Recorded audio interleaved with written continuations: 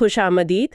آج ہم ایک خاص موضوع پر بات کر رہے ہیں، قصور ضلع میں جو سکھ ورثے کے اہم نشانات ہیں یعنی گردوارے، ان کی تاریخ اور آج کل وہ کس حال میں ہیں۔ جی بالکل، اور ہمارے پاس جو معلومات ہیں وہ مختلف جگہوں سے لی گئی ہیں، کچھ آن لائن مضامین، کچھ تاریخی ویب سائٹس، انسائکلوپیڈیاز۔ ہاں، تو یہ سب ملا کر ایک تصویر بناتے ہیں کہ یہ جگہیں کیسی تھیں اور اب کیسی ہیں۔ بالکل، مقصد صرف یہ جاننا نہیں کہ کون سا گردوارہ کہاں ہے، بلکہ یہ سمجھنا ہے کہ ان کی تاریخی اہمیت کیا ہے، کون لوگ ان سے جڑے رہے اور وقت کے ساتھ کیا بدلاؤ آیا۔ تو آج کی اس بات چیت میں ہم انہی ذرائع کی روشنی میں دیکھیں گے کہ قصور کے گردوارے کیوں اہم ہیں، ان کی کہانی کیا ہے اور آج ان کی صورتحال کیا ہے۔ کوشش ہوگی کہ صرف حقائق نہ ہو بلکہ ان جگہوں کے ورثے کو محسوس بھی کیا جائے۔ میں کوشش کروں گی کہ کچھ دلچسپ باتیں سامنے لاؤں، اور میں کوشش کروں گا کہ ان معلومات کو تاریخ کے ساتھ جوڑ کر پیش کروں اور ان کی اہمیت واضح کروں۔ تو آئیے شروع کرتے ہیں۔ اچھا، تو شروع کرتے ہیں قصور کی سرزمین سے۔ سکھ تاریخ میں اس علاقے کی بڑی اہمیت ہے۔ کئی سکھ گرو یہاں تشریف لائے اور ان کی یاد میں بہت سے گردوارے بنے۔ سب سے پہلے گرو نانک دیو جی کی بات کرتے ہیں۔ جی، گرو نانک دیو جی کا سفر اس علاقے سے گزرا اور کنگن پور کا قصبہ اس کا ذکر خاص طور پر ملتا ہے۔ ہاں، کنگن پور کا وہ واقعہ تو بہت مشہور ہے نا؟ جی بالکل، کئی ذرائع بتاتے ہیں کہ جب گرو نانک دیو جی بھائی مردانہ کے ساتھ وہاں پہنچے تو گاؤں والوں نے کوئی خاص اچھی مہمان نوازی نہیں کی۔ اچھا؟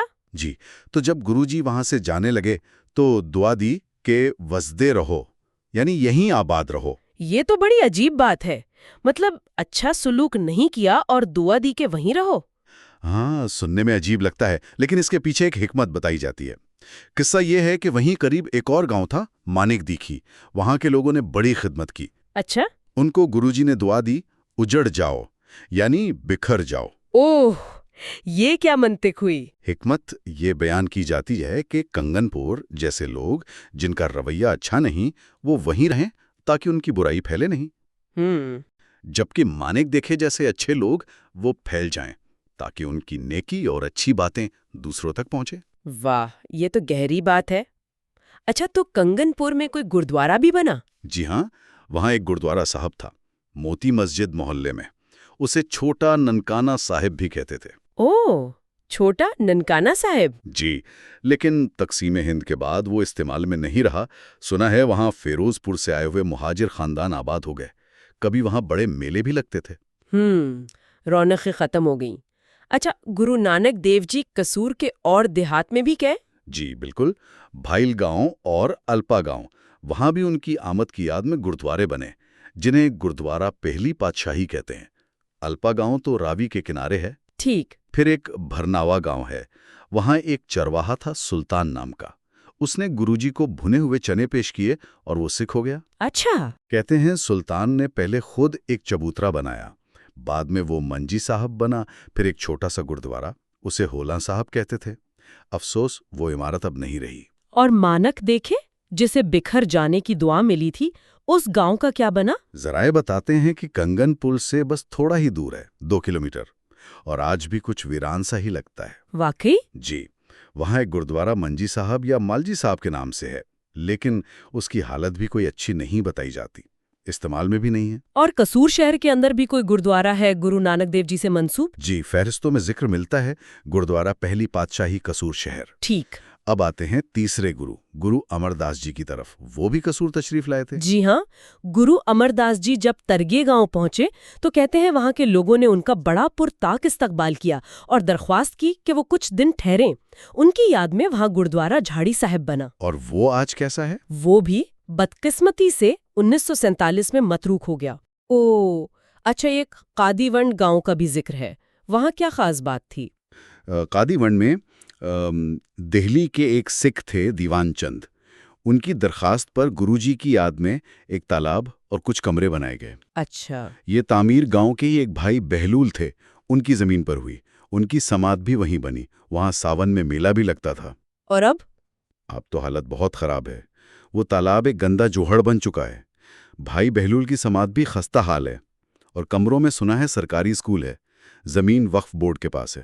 اسی گاؤں سے تو وہ مشہور پنجابی ادیب بابا سوہن سنگھ سیتل کا تعلق بھی تھا نا؟ جی بالکل، انہی کا گاؤں تھا، اور ذرائع کے مطابق ان کا جو آبائی گھر تھا وہ بھی اب مہاجرین کے استعمال میں ہے۔ اچھا، ایک اور نام بہت اہم لگتا ہے، ہردو سہاری۔ اس کی کہانی تو کچھ زیادہ ہی منفرد ہے۔ یقیناً، ہردو سہاری بہت دلچسپ جگہ ہے۔ یہاں پیر سہاری چھینا جٹ نام کے ایک بزرگ تھے، وہ گرو امر داس جی کے سکھ بنے۔ پیر صاحب سکھ بنے؟ جی، اور ان کی یاد میں وہاں گردوارہ شری ہردو ساہری صاحب ہے، جسے سحری پیر بھی کہتے ہیں۔ سب سے خاص بات یہ ہے کہ پیر سہاری کی سمادھ گردوارے کے ساتھ ہی ہے۔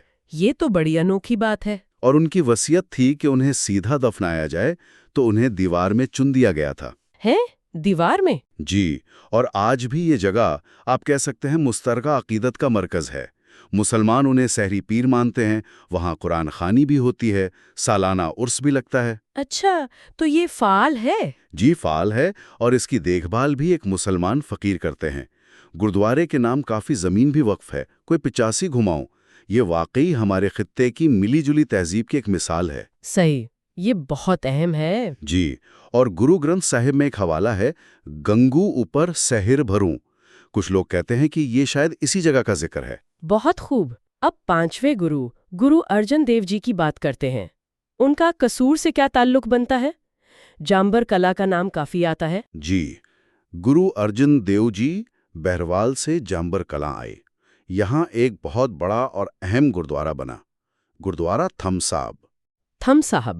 جی، کہا جاتا ہے کہ یہاں کئی مقامی لوگ گرو جی کے سکھ بنے، جیسے کیدارا، سمدھو، مکھنڈا۔ یہ گردوارہ کافی بڑا، اونچا، خوبصورت بتایا گیا ہے، اور اس کے ساتھ 150 ایکڑ زمین بھی تھی۔ 150 ایکڑ؟ تو آج یہ کیسا ہے؟ ویسی ہی شام شوکت ہے؟ نہیں، افسوس، یہاں بھی وقت کا اثر بہت نمایاں ہے۔ کچھ ذرائع کہتے ہیں کہ تقسیم کے وقت اس کی تعمیر چل رہی تھی، جو رک گئی۔ آج کل عمارت کافی خستہ حال ہے۔ اوہ! ایک بزرگ مسلمان بابا جی ہیں، وہ اس کے نگران ہیں۔ اندر جانے کی اجازت بھی ہر کسی کو نہیں ملتی۔ جو پرکاش استھان ہوتا ہے، یعنی مرکزی جگہ، وہ بند ہے۔ اچھا۔ عمارت کا اوپر والا حصہ کہتے ہیں کرتارپور دربار صاحب جیسا ہے، لیکن وہ بھی ٹوٹ پھوٹ کا شکار ہے۔ افسوسناک ہے۔ اچھا، گرو ارجن دیو جی قصور کے اور دیہات میں بھی گئے تھے؟ بہروال کلاں، شیخم کلاں؟ جی ہاں، بیڑوال کلاں میں ان کی آمد گرمیوں میں ہوئی۔ وہاں لنگر کا بھی کوئی واقعہ مشہور ہے۔ وہاں بھی گردوارہ پادشاہی پنجویں ہیں۔ ٹھیک۔ اور اسی طرح شیخم کلاں میں بھی ایک گردوارہ ہے، پادشاہی پنجویں کا۔ اسے چھوٹا گردوارہ بھی کہتے ہیں۔ یہ گاؤں کے بیچ میں ہے۔ اور وہ آج کل؟ اب یا تو وہاں یونین کونسل کے دفتر ہیں، یا کوئی مقامی خاندان اسے گھر کے طور پر استعمال کر رہا ہے۔ یعنی مقصد ہی بدل گیا۔ اچھا، اور آخر میں 9ویں گرو تیگ بہادر جی؟ جی، ان کا بھی تعلق ہے۔ گرو تیگ بہادر جی قصور کے علاقے کھیم کرن آئے تھے۔ ان کی یاد میں گردوارہ گڑسر صاحب بنا۔ کھیم کرن؟ جی، اس کی دوبارہ تعمیر 1903 میں فیروز پور کے لالا کھشی رام نے کروائی تھی، لیکن بدقسمتی سے یہ 1965 کی جنگ میں تباہ ہو گیا۔ اوہ! جو موجودہ عمارت ہے وہ 1966-67 میں بنی، اور وہاں کی جو مقامی سکھ سنگت ہے، یعنی کمیونٹی، وہ اس کی دیکھ بھال کرتی ہے۔ یہ تو ہو گئی گروؤں کی آمد اور ان سے جڑے مقامات کی۔ اب اگر ان سب کو ملا کر دیکھیں تو ان گردواروں کی مجموعی نوعیت، ان کی حیثیت اور آج کی حالت، اس پر کیا کہیں گے؟ دیکھیں، سب سے دلچسپ بات یہ ہے کہ قصور میں یہ گردوارے صرف تعداد میں زیادہ نہیں ہیں، بلکہ ان کی قسمیں بھی بہت ہیں۔ اچھا؟ جی، ایک طرف تو تھم صاحب جیسے بڑے مراکز ہیں، تو دوسری طرف گاؤں گاؤں میں چھوٹے چھوٹے گردوارے ہیں۔ صحیح۔ اور ان کے ساتھ اکثر دوسری چیزیں بھی جڑی ہوتی ہیں، جیسے ہم نے دیکھا ہردو سہاری اور کادی ونڈ میں سمادھیاں ہیں، تالاب بھی تھے۔ ہاں، تالابوں کا ذکر آیا۔ جی، اگرچہ اب ان کی حالت اچھی نہیں۔ ہردو سہاری والا تو بس ٹھہرا ہوا پانی ہے، اور کادی ونڈ والا تو گندے پانی کا جوڑر بن گیا ہے۔ اور ان سے جڑی زمینوں کا بھی ذکر بار بار آیا، کافی زمینیں تھیں ان کے نام۔ جی، یہ بھی ان کی اہمیت دکھاتا ہے۔ تھم صاحب کے ساتھ 150 ایکڑ، ہردو سہاری کے ساتھ 85 گھماؤں، اور دفتر گردوارہ ہے للیانی کے پاس، اس کے ساتھ 80 مربع زمین کا ذکر ہے۔ اور ان کی عمارتیں کیسی تھیں فنی تعمیر کے لحاظ سے؟ جہاں جہاں ذکر ملتا ہے، تھم صاحب کو اونچا، خوبصورت، گنبد والا بتایا گیا ہے۔ کنگنپور والا گردوارا بھی مضبوط اور گنبد والا تھا۔ دفتر گردوارا خوبصورت اور قلعے جیسا تھا۔ البتہ ہردو سہاری کی عمارت کو باقی جگہوں کی خستہ حالی کے مقابلے میں مضبوط اور نئی کہا گیا ہے۔ یہ تھوڑا مختلف ہے۔ ان میں سے کچھ جگہیں جیسے آپ نے ہردو ساری کا بتایا وہ تو مشترکہ ورثے کی مثالیں ہیں، کوئی اور ایسی مثال؟ بالکل، ہردو ساری تو ہے ہی۔ ایک اور بہت اہم مثال دفتر گردوارا ہے لیلیانی کے قریب۔ دفتر گردوارا؟ جی، یہ صرف سکھوں کے لیے اہم نہیں، کہا جاتا ہے کہ عظیم صوفی شاعر بابا بلے شاہ نے بھی یہاں پناہ لی تھی۔ اچھا، بابا بلے شاہ نے؟ جی، تو یہ صوفی اور سکھ روایات کا ایک سنگم ہے۔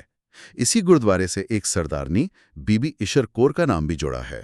انہوں نے کافی زمین وقف کی تھی۔ بی بی اشر کور؟ جی، ان کے محل کے کھنڈرات، لوگ انہیں اشرو دے محل کہتے ہیں، وہ آج بھی گاؤں میں ہیں، اگرچہ اب مٹی کا ڈھیر ہی بنتے جا رہے ہیں۔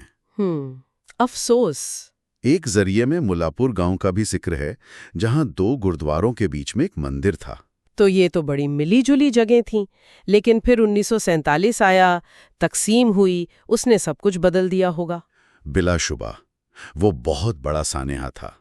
ایک اندازہ ہے کہ پاکستان میں 170 سے زیادہ گردوارے یا تو بالکل بند پڑے ہیں یا بہت بری حالت میں ہیں۔ اور یہ سمجھنا ضروری ہے کہ لوگ یہ جگہیں چھوڑ کر نہیں گئے، انہیں جانا پڑا۔ بالکل، حالات نے مجبور کیا۔ کئی لوگوں نے تو ان مقامات کی حفاظت کرتے ہوئے جانیں بھی دیں۔ تقسیم کے بعد بہت سے گردواروں کا استعمال ہی بدل گیا۔ کہیں مسجد بن گئی، کہیں اسکول، کہیں تھانہ، یا پھر گرا کر گھر بنا لیے گئے۔ قصور میں اس کی کیا مثالیں ہیں؟ یہی سب ہوا؟ جی، کئی مثالیں ہیں۔ کنگن پور کا چھوٹا ننکانہ صاحب، ترگے گاؤں کا جھاڑی صاحب، یہ تو بالکل ہی متروک ہو گئے۔ کنگن پور والے پر تو کہتے ہیں 1947 سے ہی مہاجرین کا قبضہ ہے۔ اور خستہ حالی تو بہت عام ہے۔ دفتر گردوارے کے سامنے کی دیوار اور جو داخلی دروازہ تھا، درشنی ڈیوڑی، وہ ابھی پچھلے سال جولائی 2023 کی بارشوں میں گر گئی۔ ابھی حال ہی میں؟ جی بالکل۔ بھائی پھیروں کا گردوارہ تو اتنا خراب ہے کہ ڈر ہے کہیں بالکل ہی ختم نہ ہو جائے۔ قادی ونڈ کی حالت ہم نے سنی۔ تھمس آف جامبر کلاں کی عمارت خستہ ہے، ایک مقامی بزرگ کے کنٹرول میں ہے۔ اور وہ اسکول والی بات؟ ہاں، ایک گردوارہ لڑکیوں کا اسکول بنا ہوا ہے، اور سننے میں آیا ہے کہ اسے گرانے کا بھی کوئی منصوبہ ہے۔ شیخم کلاں والا گردوارہ وہ یونین کونسل کا دفتر بن گیا۔ ایک تصویر تو ایسی بھی ہے جس میں گردوارہ صاف طور پر ایک گھر کا حصہ لگ رہا ہے۔ یہ تو واقعی بہت افسوسناک ہے۔ ان مقامات کی دیکھ بھال کی ذمہ داری کس کی ہے؟ کوئی ادارہ ہے؟ ذمہ داری بنیادی طور پر تو متروکہ وقف املاک بورڈ کی ہے، ETPB جسے کہتے ہیں۔ یہ ادارہ ان غیر مسلموں کی چھوڑی ہوئی جائیدادوں اور مذہبی مقامات کی دیکھ بھال کرتا ہے جو تقسیم کے وقت ہجرت کر گئے تھے۔ ٹھیک۔ ساتھ میں پاکستان سکھ گردوارہ پربندھک کمیٹی یعنی PSGPC بھی ہے، لیکن ان اداروں پر، خاص طور پر ETPB پر، اکثر غفلت کے الزامات لگتے ہیں۔ غفلت؟ جی، کرپشن کے الزامات بھی، کہ گردواروں کی زمینیں بیچ دیں۔ ایک سابقہ چیئرمین تو گرفتار بھی ہوئے تھے۔ ہاں، تو صورتحال تو پیچیدہ ہے۔ اچھا، ذرائع میں 1947 کے تشدد کا بھی ذکر ہے۔ جی، دفتر گردوارے کے حوالے سے ایک جگہ لکھا ہے کہ 1947 میں 5-6 مندروں سمیت ایک گردوارے کی جائیداد لوٹی گئی، مندروں میں مورتیاں توڑی گئیں اور گرو گرنتھ صاحب کو جلایا گیا۔ استغفر اللہ۔ جی، یہ اس وقت کی افراتفری اور تشدد کو ظاہر کرتا ہے۔ اسے بس اسی تناظر میں دیکھنا چاہیے۔ اور ظاہر آبادی بھی بدل گئی۔ 1941 میں قصور میں تقریباً 24% سکھ تھے، آج تو بہت ہی کم ہے۔ یہ صرف عمارتوں اور زمین کی کہانیاں نہیں، ان سے جڑی ہوئی عقیدت، جدوجہد، کبھی کبھی تنازعات، ان کی بھی کہانیاں ہیں۔ گردوارہ اصلاح تحریک کا نام بھی آتا ہے۔ جی ہاں، 20ویں صدی کے شروع میں سکھ کمیونٹی میں ایک بڑی تحریک چلی تھی کہ اپنے گردواروں کو مہنتوں کے جو روایتی منتظم ہوتے تھے ان کے کنٹرول سے آزاد کرایا جائے۔ اسے گردوارہ ریفارم موومنٹ کہتے ہیں۔ اچھا، قصور میں بھی اس کا اثر نظر آتا ہے۔ تھم صاحب یعنی جامبر کلاں والا، جسے رام تھمن بھی کہتے ہیں، وہاں ایک تنازع ہوا۔ وہاں کے مہنت تھے پریم سنگھ۔ ان پر الزام تھا کہ وہ صحیح انتظام نہیں کر رہے، پیسوں کا حساب نہیں دے رہے۔ تو مقامی سکھوں نے کیا کیا؟ انہوں نے ایک کمیٹی بنا لی کہ معاملہ ٹھیک کیے جائیں۔ مہنت نے پولیس بلا لی، کہا جی یہ مجھے مارنا چاہتے ہیں۔ پولیس نے دھمکایا، لیکن سنگھ ڈٹے رہے۔ مہند نے پہلے تو کہا کہ ٹھیک ہے، کمیٹی کے ساتھ مل کر کام کروں گا، پھر مکر گیا۔ آخر کار وہاں کی سنگت نے بابا بیلا سنگھ نہنگ کو انتظام دے دیا، جس پر مہند نے ان کے خلاف کیس کر دیا۔ تو یہ ایک طرح کی اندرونی کشمکش تھی۔ اور بھائی پھیرو مورچہ، یہ نام تو بہت سننے میں آتا ہے، یہ کیا تھا؟ بالکل، بھائی پھیرو مورچہ 1924 سکھ تاریخ کا ایک بہت ہی اہم اور آپ کہیں دل کو چھو لینے والا واقعہ ہے۔ اچھا۔ ہمارے ذرائع میں ایک انگریز پولیس کپتان کا اپنا بیان ہے جو اس وقت وہاں تھا۔ اسے حکم ملا تھا کہ اکالی سکھ جو پرامن احتجاج کر رہے ہیں گردوارہ اصلاح کے لیے، انہیں کچل دو۔ کپتان نے لکھا کہ جب اس نے گرفتار سکھوں سے ان کے والد کا نام پوچھا تو سب نے ایک ہی جواب دیا، گرو گوبند سنگھ۔ سب نے؟ یہ کیسے؟ جی، کپتان غصے میں آ گیا، لیکن وہ کسی ایک سے بھی ان کے اصلی باپ کا نام نہیں پوچھ سکا۔ اس نے اپنے سب سے سخت سپاہیوں کو حکم دیا کہ ان پر تشدد کرو۔ یہاں تک لکھا ہے کہ ان کے جسموں میں کیلیں ٹھونکے، لیکن کوئی سکھ پیچھے نہیں ہٹا۔ یا اللہ! سب والد کا نام گرو گوبند سنگھ ہی بتاتے رہے۔ کپتان اس ہمت اور ایمان کو دیکھ کر اتنا متاثر یا شاید اپنی بے بسی پر اتنا حیران ہوا کہ اس نے نوکری چھوڑ دی اور واپس انگلستان چلا گیا۔ وہ لجنا چاہیے۔ یہ واقعہ بتاتا ہے کہ سکھوں کو اپنے گردواروں سے، اپنے گرو سے کتنی گہری وابستگی ہے۔ یہ ایک لازوال مثال ہے۔ اور اگر ہم اسے بڑے تناظر میں دیکھیں تو یہ واقعات سکھ دھرم میں عبادت گاہ یعنی دھرم شال یا گردوارہ اور سنگت یعنی جماعت کی جو بنیادی اہمیت ہے اسے ظاہر کرتے ہیں۔ یہ اہمیت شروع سے تھی؟ جی، گروؤں کے زمانے سے ہی تھی۔ پھر جب 10ویں گرو گوبند سنگھ جی نے گدی گرو گرنتھ صاحب، مقدس کتاب اور گرو پنتھ خالصہ کمیونٹی کو سونپیں تو ان مقدس جگہوں کی حرمت اور ان کے دفاع کا جذبہ اور بھی پختہ ہو گیا۔ کیا تاریخ میں ان جگہوں کی بے حرمتی پر رد عمل کی اور مثالیں بھی ہیں؟ جی بالکل، اگرچہ قصور میں نہیں لیکن سکھ تاریخ میں بہت ہیں۔ جیسے بھوریا میں ایک دھرمشال کی بے حرمتی ہوئی تو سکھوں نے سخت رد عمل دیا، یا وہ مسا رنگڑ کا مشہور واقعہ ہے جس نے امرتسر میں ہرمندر صاحب گولڈن ٹیمپل کی بے حرمتی کی تھی۔ ہاں، وہ تو سنا ہے۔ تو 2 سکھ بہادر تھے، بھائی مہتاب سنگھ اور بھائی سکھا سنگھ، انہوں نے اسے سزا دی۔ یہ سب واقعات دکھاتے ہیں کہ گردوارے سکھوں کے لیے صرف عبادت کی جگہیں نہیں بلکہ ان کی تاریخ، شناخت اور ایمان کے مرکز ہیں۔ اچھا، تو ان گردواروں کو بچانے کے لیے آج کل کیا کچھ ہو رہا ہے؟ کوئی کوششیں، کوئی مطالبات؟ کچھ سطحوں پر بات چیت ہوتی نظر آتی ہے۔